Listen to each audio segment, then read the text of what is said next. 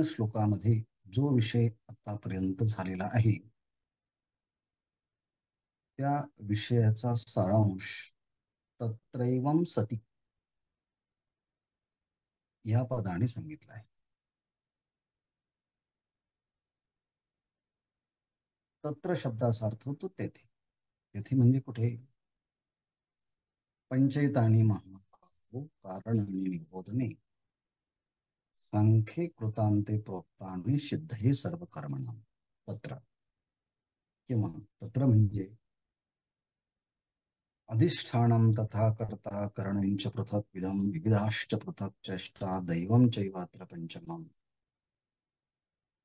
म्हणजे तत्र तत्र म्हणजे शरीर वांग मनोभिर्यत कर्म प्रारभते नरः न्याय्यं वा विपरीतं वा पंचैते तस्य हेतवः. पंचैते तस्य हेतवः हे मुख्य वाक्य जसं 15व्या श्लोकामध्ये आहे तसं ते 13व्या श्लोकामध्ये आहे. पंचैतानी महाभाव. आणि 14व्या श्लोकामध्ये तर त्या 5 कारणांचा प्रत्यक्ष उल्लेखच केला आहे. आणि म्हणून तत्र एवं सती हा शब्द प्रयोग मागच्या 3 विषयातला एक परामर्श घेणारा शब्द. तत्र एवं सती म्हणजे प्रत्येक कर्माला ही 5 कारणे आहेत.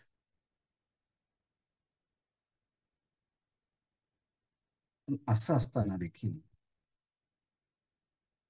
असा एक मनुष्य आहे, यह मनुष्य यह जो असा एक मनुष्य आहे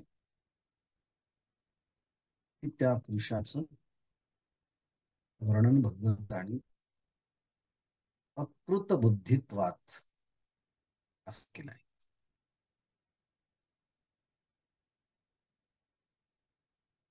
अकृत बुद्धित्वात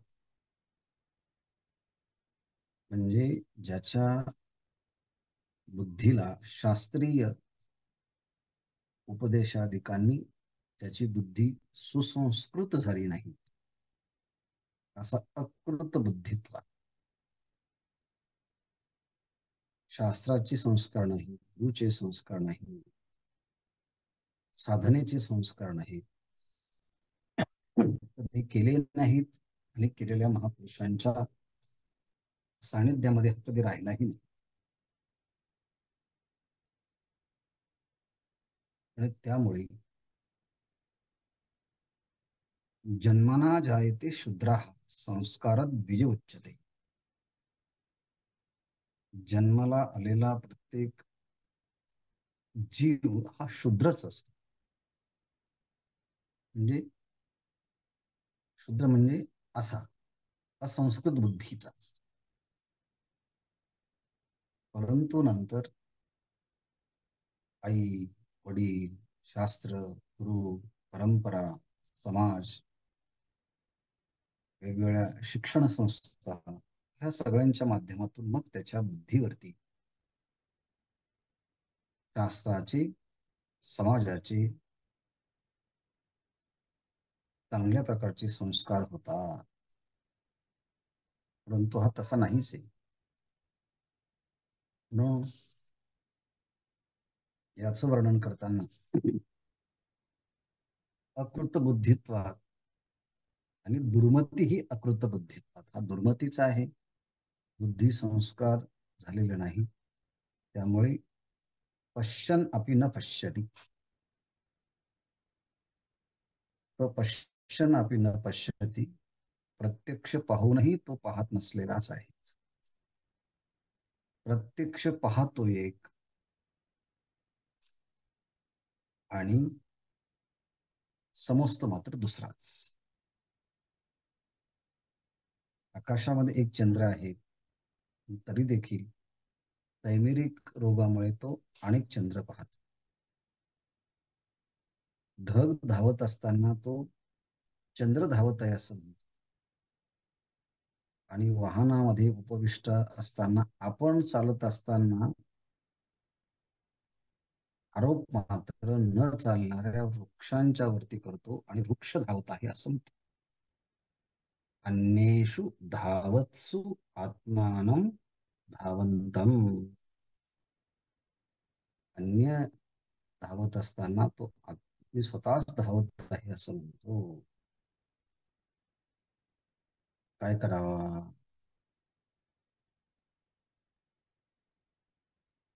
कारण तो कसा आहे म्हटले, आत्मा आत्मा तर शुद्ध आहे, परंतु त्या अशुद्ध आत्मतत्वाला तो पाहत का पाहत नाही? वेदांत आचार्य उपदेश न्यायैः अकृत बुद्धित्वात असंस्कृत बुद्धित्वात अशा शब्दाचा प्रयोग आचार्यांनी केला. त्याला 3 कारणं दिली आहेत पहा. वेदांत शास्त्राचे संस्कार नाही, कारण वेदांतामध्ये सांगितले सांख्ये कृतांते प्रोक्ता सिद्धे सर्व कर्मणा.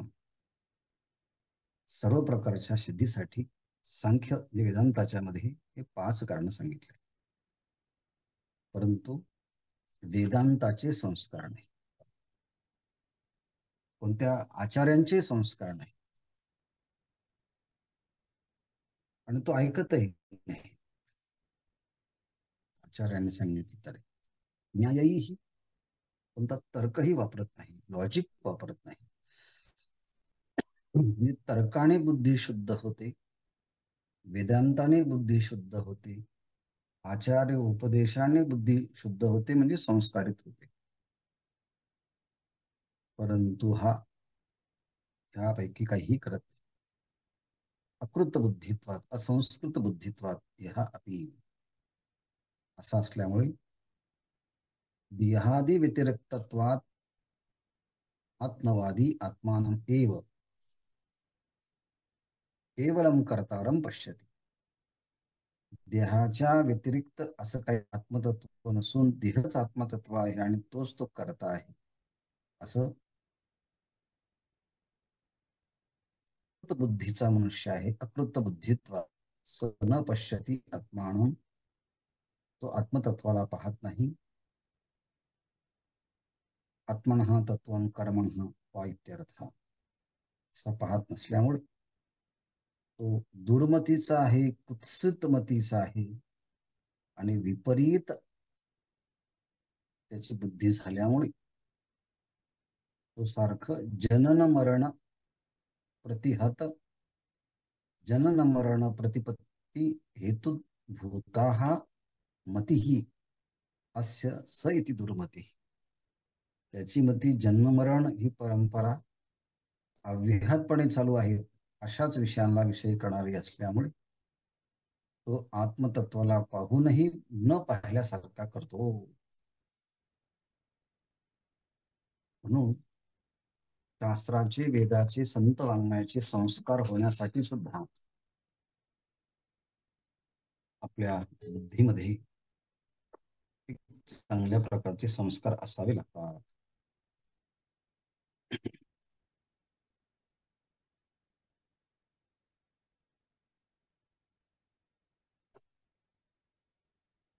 आणि म्हणून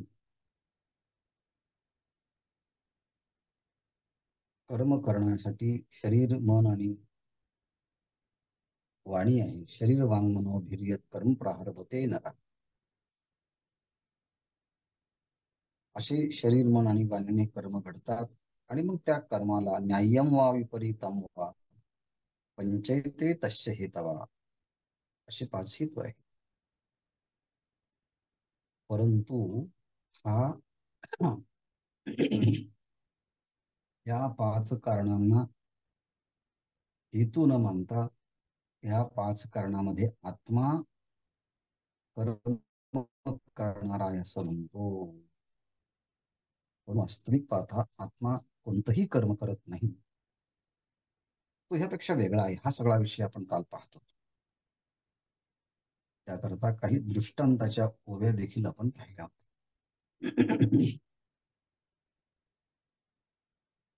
की भानू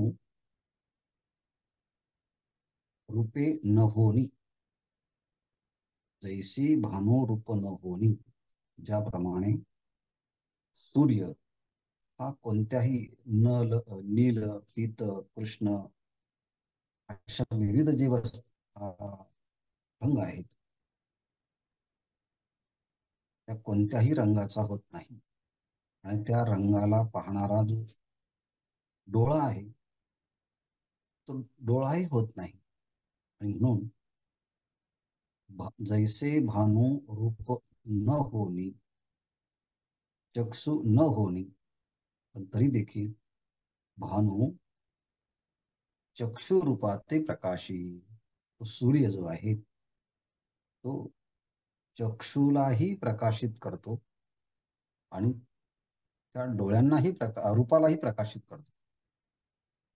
आत्मा स्वतःहून तो चक्षु आणि रूप न होताही दोघांनाही प्रकाशित करतो. प्रकाशित करतो अशी भाषा आहे, पण तिथे क्रिया मात्र कोणती नाही. प्रकाश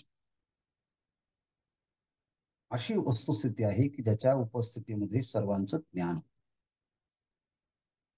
म्हणजे सूर्याच्या उपस्थितीमध्ये आपल्याला रूपाचं आणि रूपाला पाहणाऱ्या डोळ्याचंही ज्ञान होतं. पण डोळा मात्र रूपही होत नाही आणि डोळाही होत नाही. मग काय करतो?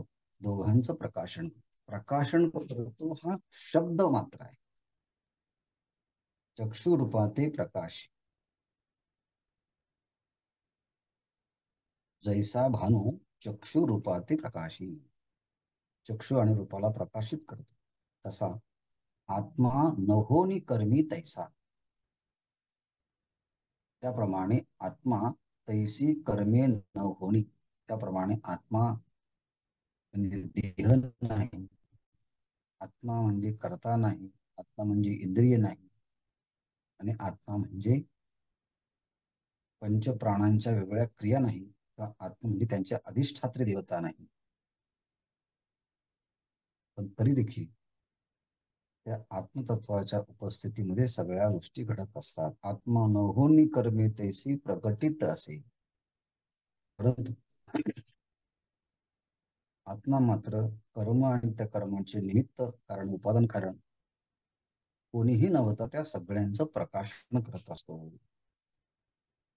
आणि आरशाचंही उदाहरण दिलेलं आहे.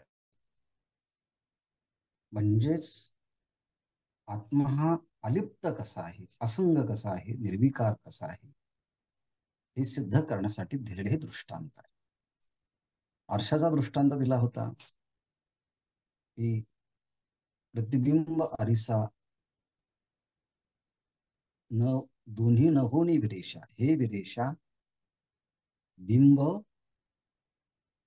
प्रतिबिंब आरिसा दोन्ही न होणी, दोन्ही ते जैसा दुही ते प्रकाशी जैसा निहाळिता तो, तो निहाळिता आरिसा न होणी, तो निहाळिता प्रतिबिंब न होणी, तो निहाळिता दुहिते जैसा प्रकाशी, तो पाहणारा जो आहे आरशामध्ये तो आरसाही होत नाही आणि तो प्रतिबिंबही होत नाही. तो आरशापेक्षाही वेगळा असतो, प्रतिबिंबापेक्षाही वेगळा असतो आणि तोच दोघांचंही प्रकाशन. पाहणारा काय करतो? आरशाचंही प्रकाशन करतो आणि आरशामध्ये पडलेल्या प्रतिबिंबाचंही प्रकाशन करतो. पण तो मात्र आरसाही होत नाही आणि प्रतिबिंबही होत नाही, दोन्ही न होता दोघांचं प्रकाशन करतो. हे सगळे दृष्टांत आत्म्याचं अकर्तृत्व सिद्ध करणारे आहेत. म्हणजे माझं अकर्तृत्व, मी असा असंग निर्विकार आहे. आणि हे अनुकूल दृष्टांत आहे. त्याला मनन असं म्हणतात. मनन मनन म्हणजे काय? श्रवणानंतर जर संशय निर्माण झाला की माझ्या ठिकाणी कर्तृत्व भोक्तृत्व माझे धर्म आहे, तर त्यांनी हे अनुकूल दृष्टांताचं चिंतन करत करत पाहणारा जसा प्रतिबिंब आणि आरसा होता दोघांचं प्रकाशन करतो. सूर्य नेत्र आणि त्याचे विविध प्रकारचे नील कृष्ण पीत असं कोणताही वर्ण न होता त्या दोघांचे प्रकाशन करतो. किंवा सूर्याच्या दृष्टीने रात्रही नाही आणि तत्सापेक्ष दिवसही नाही, पण तरी देखील आपण पृथ्वीवरती असल्यामुळे तिची जी भ्रमणाची गती आहे, त्यामुळे जो भाग पृथ्वीचा समोर येतो तो दिवस आणि जो भाग मागे राहतो तो रात्र. पण सूर्य दिवस आणि रात्र ह्या दोन्ही संकल्पनेपासून वेगळा असताना दोन्ही संकल्पना ह्या त्याच्यामुळे अस्तित्वात आहे. अहोरात्र सविता न होनी करी, अहोरात्र सविता न होनी.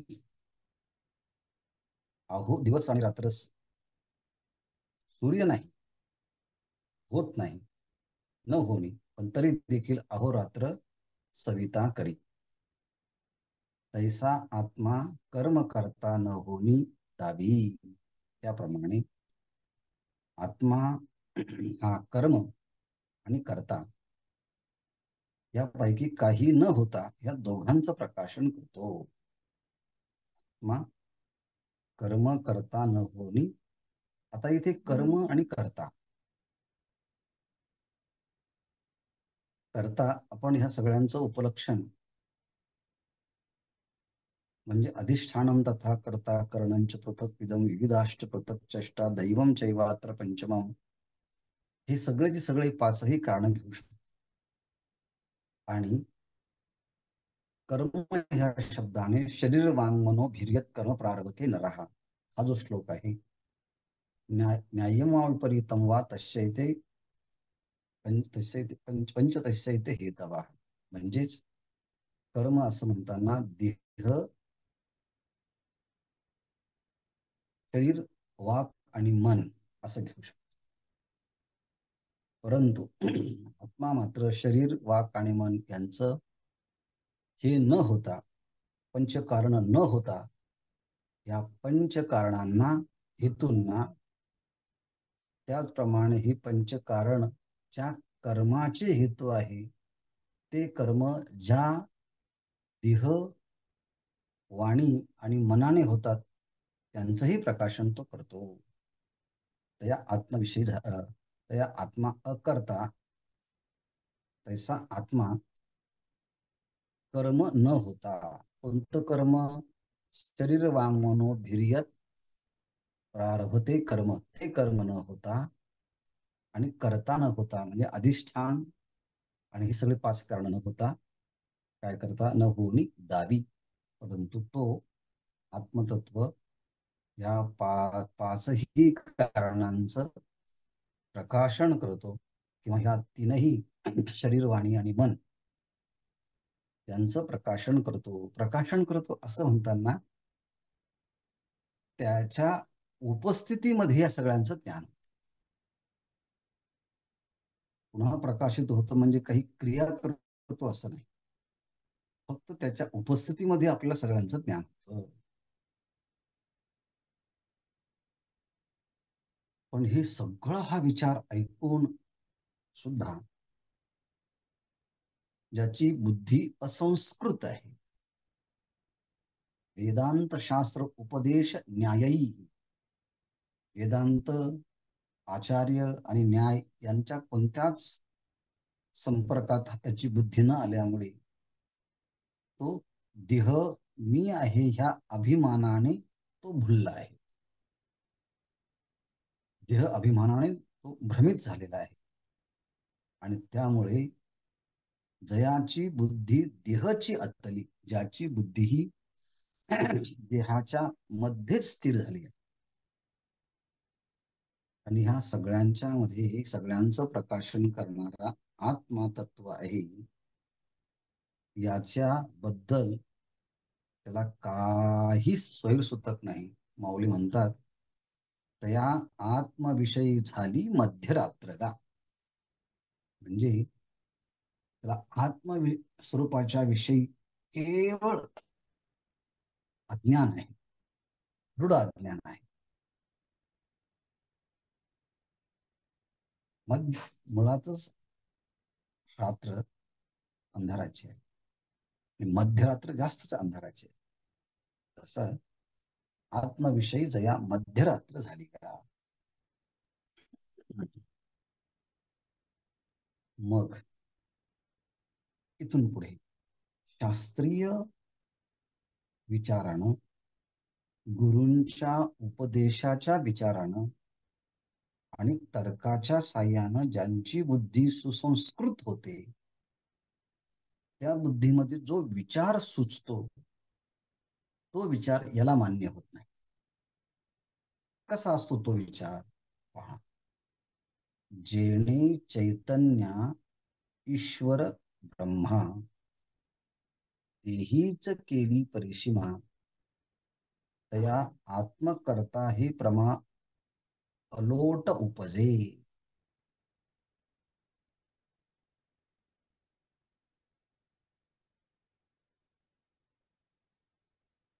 जेणे चैतन्या ईश्वर ब्रह्मा देहीच केली परिसीमा. ज्याने ईश्वर चैतन्य आणि ब्रह्म चैतन्य हे कसं आहे, सर्व व्यापक आहे, सर्वज्ञ आहे, सर्वशक्तिमान आहे. असं असताना देखील या ईश्वर चैतन्याला आणि ब्रह्म चैतन्याला त्यांनी सीमित केलं आहे. व्यापक आहे असं म्हणण्यापेक्षा त्यांनी काय केलं आहे, देहीच परिसीमा केले. देहीच परिसीमा केले म्हणण्याचा अर्थ असा आहे की त्यांनी तो देहाच्या पलीकडे आता आत्म्यालाही मानायला तयार नाही, ब्रह्माला मानायला तयार नाही, दृंग मात्र चैतन्याला मानायला तयार नाही.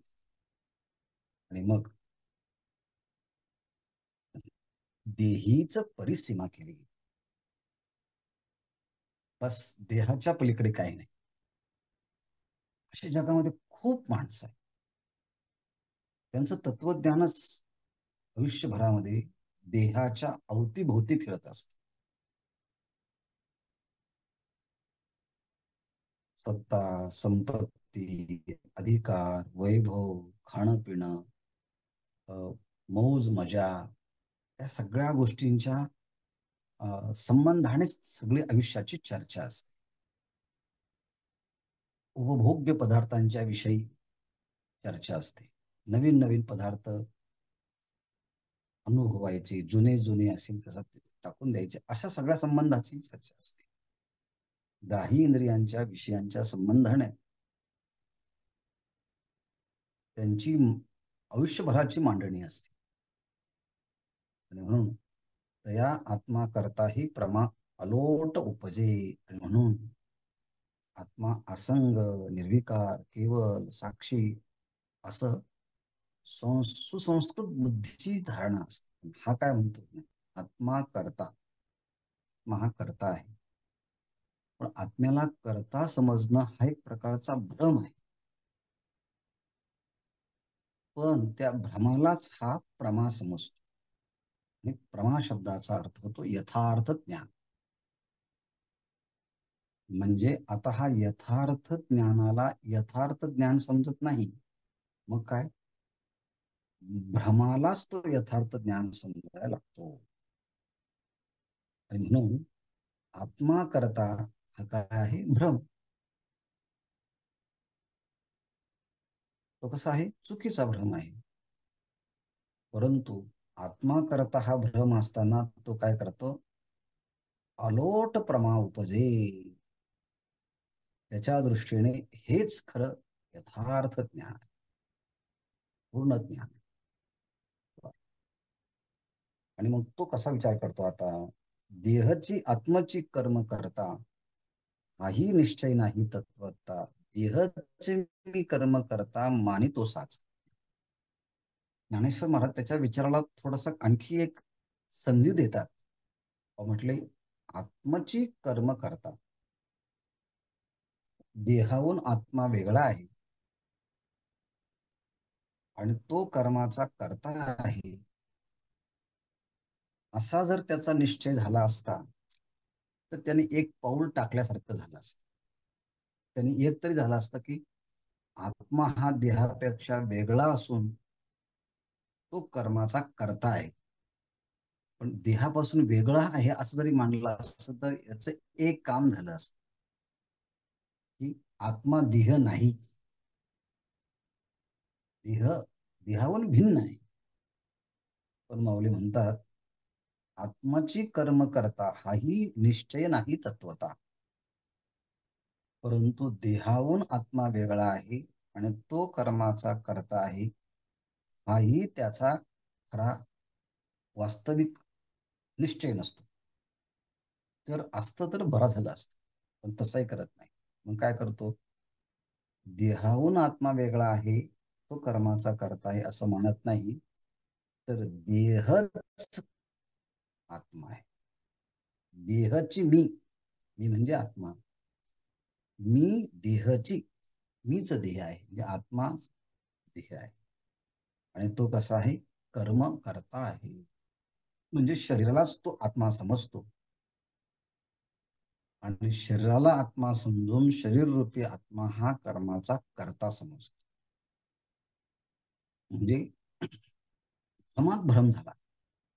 एक तर देह वेगळा आणि आत्मा वेगळा, पण भ्रमामुळे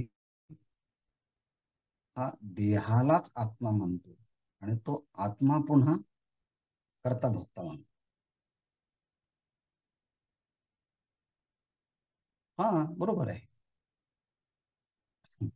हा चार्वाकाचंच म्हणणं आहे. देहखंडाणाम आत्मा ऋणम कृत्वा मृतं पिबेत, भस्मीभूतस्य देहस्य पुनरागमनम कुतः. देहालाच तो आत्मा म्हणतो.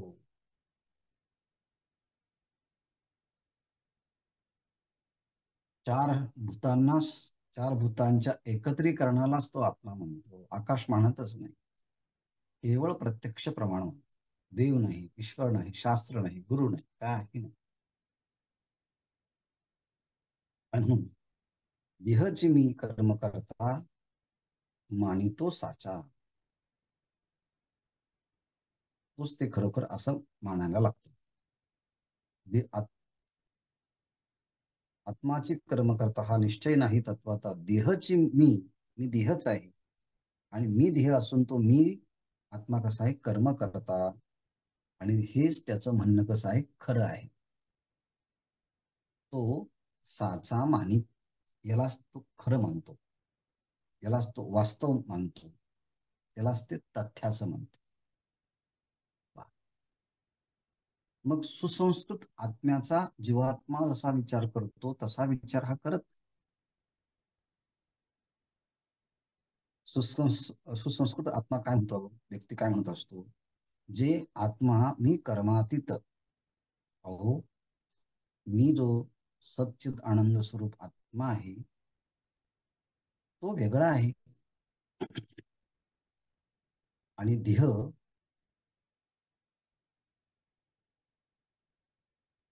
आणि पुढचे ही पाच कारण हे देहादिकांच्या पासून निर्माण होणाऱ्या कर्माला ते कारणभूत आहेत. म्हणून आत्मा हा कर्मातीत आहे. जे आत्मा मी कर्मातीत, मी आत्मा असून तो कर्माच्या अतीत आहे. आणि जेवढे काही कर्म ह्या देहादिकांच्याकडनं घडतात, मन वाणीदिकांच्याकडनं घडतात, परमात्मा त्या कर्माचा साक्षीभूत आहे. अर्थात त्याच्या उपस्थितीमध्ये हे सगळे कर्म होताना तो पाहतो आहे. सगळ्या कर्माचा तो साक्षी आहे. असा कोणी जर म्हणायला लागलं तर हे आपुली काही मात नायकीची काणी. परंतु ही आपुली काही मात नायकीचे काणी, परंतु आपल्या कानाने अशा सुस्वरूपाची वार्ता एखाद्या महात्म्याच्याकडनं, एखाद्या संत संत महात्म्याच्याकडनं, एखाद्या तत्वज्ञाच्याकडनं, एखाद्या विचारवंतांच्याकडनं यायला लागली, तो नायकाची काय बस नका सांगू मला ते. नाही नाही नाही नाही. अहो हे असं नाहीच आहे हे. म्हणून हा कम्प्लिटली त्या विषयांचा निराश करतो, त्याग करतो. आणि मग माऊली म्हणतात, म्हणून ही उपमा आत्मया ते देहची विजे येथे विचित्र काही रात्री दिवसात डुडुळ न करी. ज्ञानेश्वर महाराज या व्यक्तीच्या वरती थोडेसे रागावले.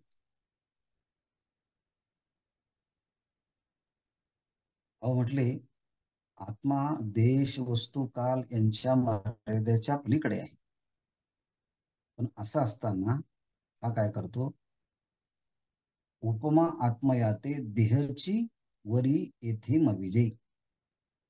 तो देहाच्याच मोजपट्टीने त्या आत्म्याला मोजतो.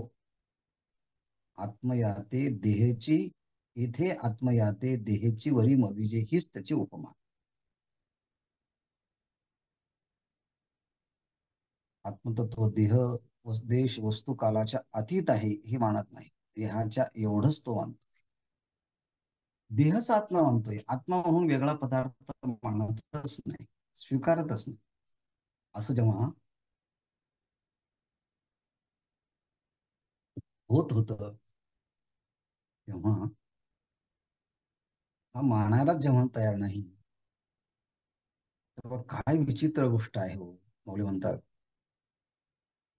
विचित्र काही रात्री दिवसाते डुडुळ न करी.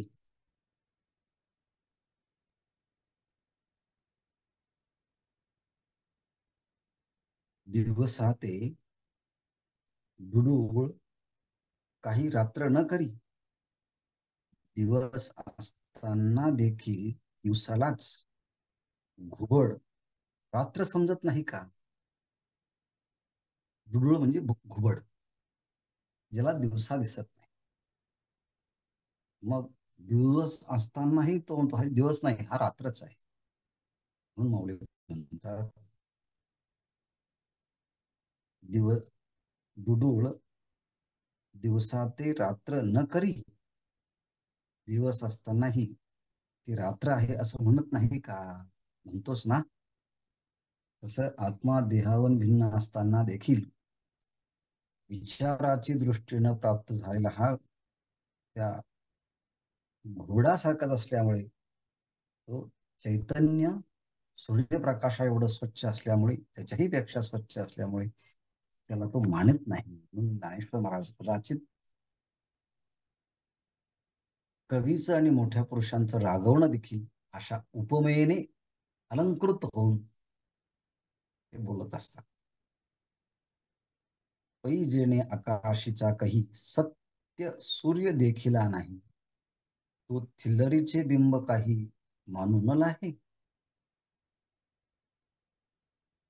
ओरले, ज्याने जेणे ज्या व्यक्तीने आकाशीचा म्हणजे आकाशामध्ये असणारा सत्य सूर्य देखिला नाही, आकाशामध्ये असणारा खराखुरा सूर्य कधी पाहिलाच नाही, तो थिल्लरीचे बिंब काही मानूल आहे.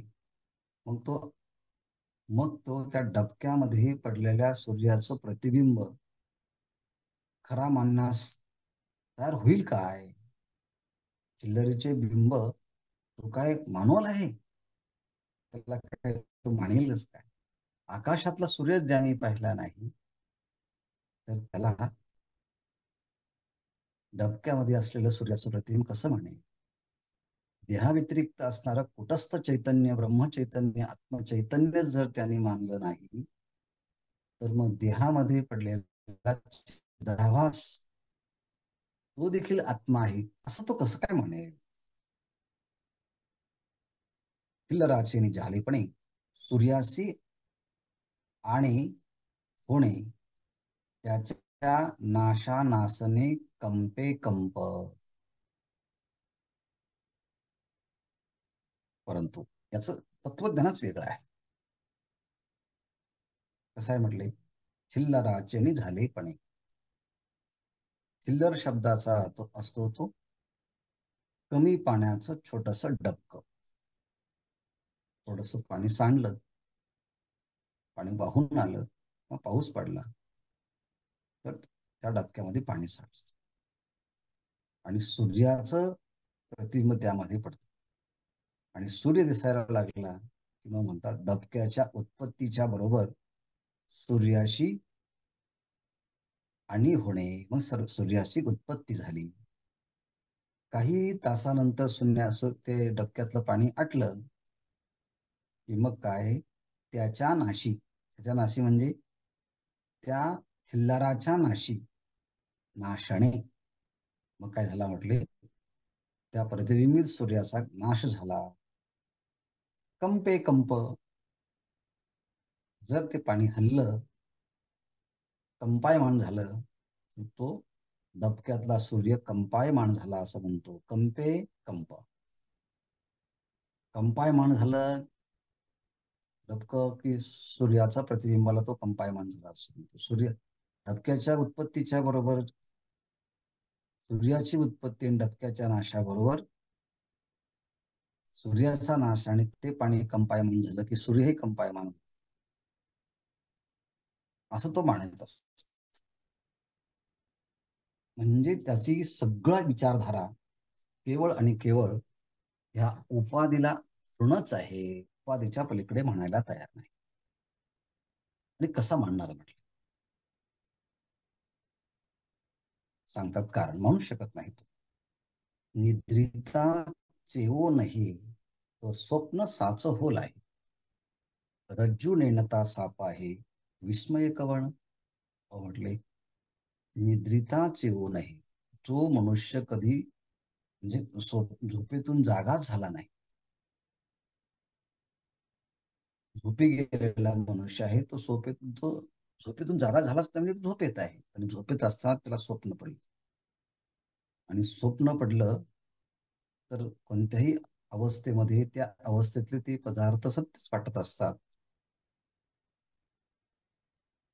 तथा स्वप्न प्रपंचोयम माया विजृंभिता. म्हणून स्वप्न अवस्थेमध्ये यावत भाती, जोपर्यंत आपण त्या अवस्थेमध्ये आहोत त्या अवस्थेतले पदार्थ सत्य वाटतात.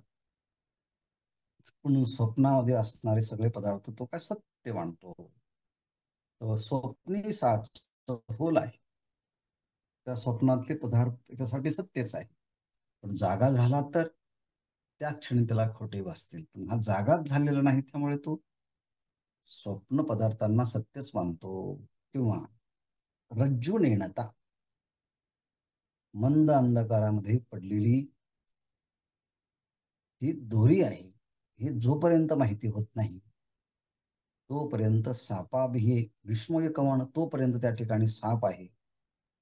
आणि आपण जर गेलो तो आपल्याला चावेल, विषारी साप आहे, अशी भयभीतता त्याच्या अंतःकरणामध्ये उत्पन्न होते. त्यात विस्मय कवण, त्यात नवल काय? नवल एवढंच आहे, जोपर्यंत अधिष्ठानाचं ज्ञान होत नाही तोपर्यंत या कल्पना मिथ्या कल्पनासारख्या उदयालाच राहत असतात. दोरीचं ज्ञान होऊ न देणं म्हणजे अधिष्ठानाचं ज्ञान न होऊ देणं हा तमोगुणाचा परिणाम. आणि मग जे दिसत नाही त्याच्यावरती विविध कल्पना करायला लावणं हा रजगुणाचा धर्म आहे. आणि त्यामुळे जोपर्यंत रज्जूचं ज्ञान होत नाही तोपर्यंत तो सापाला घाबरणारच. जागृतीमध्ये येत नाही तोपर्यंत स्वप्नाला तर खरं मानणारच. किंवा जवळ कवळ अथी डोळा व चंद्रमा देखावा की पिवळा. काय मृगही मृगजळा भाळो नाही, भाळावे नाही. कवळ अथी डोळा, जोपर्यंत डोळा कवळ अथी, जोपर्यंत डोळ्यामध्ये कावीळ नावाचा रोग झालेला आहे, तव तोवरी चंद्र पिवळा देखावा की, तोपर्यंत त्याला चंद्र हा पिवळाच दिसतोय. पिवळेपणा हा चंद्राच्या ठिकाणी नाही, पण तरी देखील चंद्रावरती पिवळेपणाचा आरोप केला जातो, कारण काळवीळ डोळ्यामध्ये झाली आहे ना. किंवा मृगीही मृगजळा भाळावे नाही, म्हणजे मृगजळ, हरणाने मृगजळाला पाहून भुलून जायचं नसतं का, घाबरून जायचं, फसायचं नसतं का? हो, जर मृग असेल तो, तर त्या पाण्याला तो खरंच समजेल. तसा हा देहालाच आत्मा म्हणतो, आणि तो आत्माच कर्माचा कर्ता आहे असं म्हणतो. त्याला सांगायला जर गेलं तर हा ऐकत नाही. कसा ऐकत नाही? तैसा शास्त्र गुरुचिनी नावे, जो वाराही टेकोने दे सिवे, केवळ मौढ्याचिनी जीवे जियाला जो. शास्त्र गुरुचिनी नावे, जो वाराही टेको निधी सेवे. शास्त्र या शब्दाचा प्रयोग जरी केला, गुरु या शब्दाचा नावाचा प्रयोग केला, तर शास्त्र नावे आणि गुरु नावे, शास्त्राच्या नावाने गुरुच्या नावाने एखाद्याने शब्द उच्चारला का रे ते गुरु आहे असं म्हणून, तिकडनं जर वारा आला, तर तो वारा सुद्धा आपल्यापर्यंत काय शिवो टेको नेदी, त्या गुरु महापुरुषांच्या नावाचा वाराही आपल्यापर्यंत येऊ देत नाही. शास्त्र नावाचा शब्दाचा प्रयोग केला तर तिथला तो वाराही आपल्याकडे घेऊ देत नाही. तो सीमेवरच तिथे बस बस शब्द सांगू नका. मग जगतो कसा? केवळ मौढ्याचिनी जीवे जियाला तो, केवळ आणि केवळ मूर्खपणाच्या पद्धतीने तो जीवन जगत असतो. असा हा मूर्खपणा, त्याचा तो जीव असतो. मौढ्याचिनी जीवे, मौढ्यपणाच्या मूर्खपणाच्यामुळे त्याचा जीव हा असा असतो. कसा असतो? तेने देहात्मदृष्टीमुळे आत्मया घापे देहाचे जाळे, दैसा भ्रमाचा वेग ओल्ले चंद्रमाणी. देहात्मदृष्टीमुळे, देहच आत्मा आहे, देहाच्या ठिकाणी आत्मदृष्टी ठेवल्यामुळे जणू काही आत्मतत्वाला देहरूपी जाळ्यामध्येच त्याने पकडून ठेवलं. आत्मया घापे देहाचे जाळे, देहाचे जाळे आत्मया घापे, जणू काही या आत्म्याला देहरूपी जाळ्यामध्ये घातलाय. बस देहच. ज्याप्रमाणे ढगांचा आकाशामध्ये असणारा वेग, त्यांची गती असते, परंतु कोल्हा ढग धावत आहे असं न म्हणता चंद्राचीच गती तो मानत असतो. चंद्राच्या गतीचा आरोप करतो, त्याप्रमाणे देहाचाच आरोप आत्म्यावरती करतो. देहच आत्मा. मग तया मानण्यासाठी देहबंदीशाळी किरटी, कर, कर्माच्या वज्रगाठी कळासी तो. मग त्या मानण्यासाठी, मग असा तो देहात्मवादी जडवादी आत्म्याला कर्तृत्व भोक्तृत्व समजत असल्यामुळे देहबंदीशाळी मानण्यासाठी त्याने त्या आत्मतत्वाला देहरूपी बंदीशाळेत, देहरूपी कारागृहामध्ये जणू साखळीने पक्क बांधून ठेवलाय. कर्मजाळाच्या वज्रगाठी स्थानबंध. आणि त्यामुळे त्या कर्माच्या जाळ्यामध्ये जणू त्या आत्मतत्वाला देहाच्या बंदीशाळामध्ये त्यांनी बांधून टाकले आहे. पाहे पा बंद भावना दृढा, नळकेवरी तो बापुडा, काय मोकळ्याही पायाचा चवडा, न ठकेची पुंसा. मग म्हणतात, दृष्टांत देतात. बापुडा म्हणजे पाही पाबंद भावना दृढा, नळकेवरील तो बापडा काय, मोकळ्याही पायाचा चवडा, न ठकेची फुंसा. बापुडा म्हणजे एक पोपट. तो एका अशा वाकड्या नळीवरती बसलाय आणि ती नळी हल्ल्यामुळे त्याचं डोकं खाली आहे पायावरती, आणि त्याला भ्रम झाला की मी आता ह्या नळीला बांधलो गेलो. बंद भावना, मी बांधलो गेलो अशा प्रकारची भावना.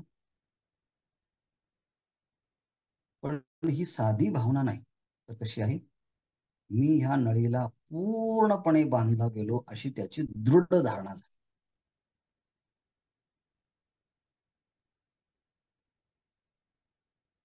ज्ञानेश्वर महाराज म्हणतात, मोकळ्या पायाचा चवडा, अटकेची पुंसा. त्यामुळे मोकळा पाय असणारा तो त्या भ्रमामुळे त्या आणखी बांधून घट्ट धरून राहतो, आणि तो मग बांधला जात नाही का.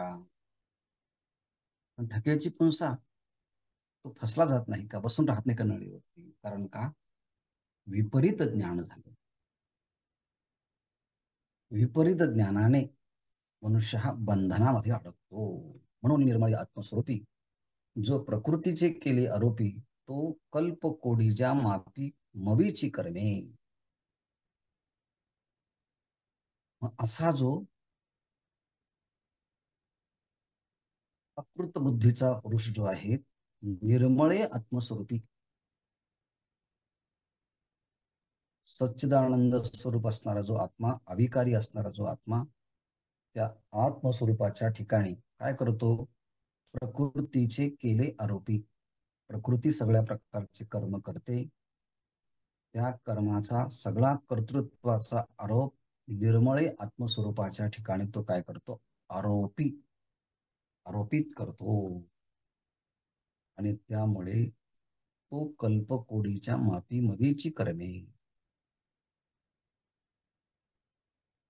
कल्पकोडीच्या मापी अर्थात कोट्यावधी कल्पाच्या मापाने तो कर्माला मोजत असतो, म्हणजे असंख्य कर्म करत असतो,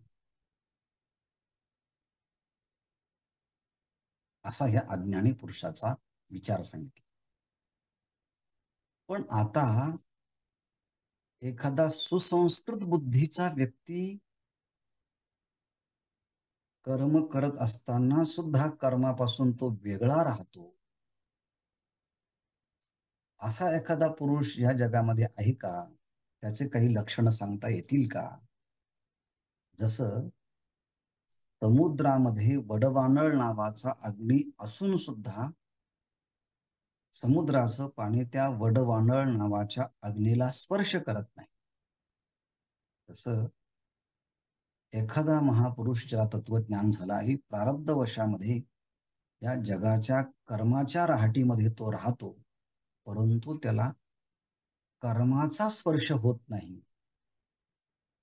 अशा महापुरुषांचं जीवनशैली कशी असते, त्यांचं लक्षण काही सांगता येतील का, त्यांच्याबद्दल तुम्हाला काही सांगता येईल का.